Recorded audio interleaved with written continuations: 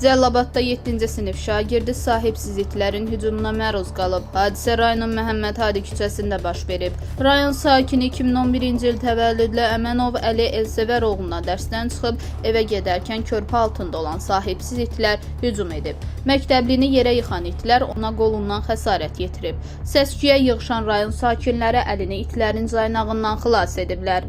Dünənləri günorta uşaq məktəbdən gələndə it onu küçədə tutub yıxıb. Sağ olsun, indi kimsə gəlib ona kömək edib, Allah ondan da razı olsun. Apardım xəstəxanaya, bütün tədbirləri gördülər. Amma bu problem olaraq da qalır, bu bütün Cəlilabadlıların problemidir. Yəni bu küçə itlərin cəmaatın uşağına hücum edir. Bugün mənim uşağıma hücum edib, sabah başqasının uşağına hücum edər. Başqa xəsarətlər yetirər. Bunun barəsində xahiş edirəm dövlətimizdən tədbir görsünlər. Bu məktəbdən mən gəldim, saat 1-in yarısı, 1-in yarısı zad olardı. Bu küçədən gələndə bir də gördüm, arxadan it tutdu qoluna. Döndüm, it qarı idi, böyüdü.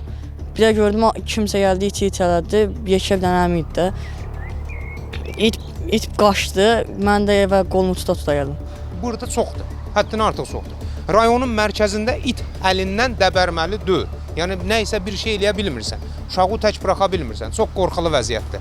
Xahiş edirəm, bir əncam çəkilsin buna. Hadisə yerində olan rayon sakinlərinin müdaxiləsi nəticəsində yeniyetməni itin hücumundan xilas ediblər.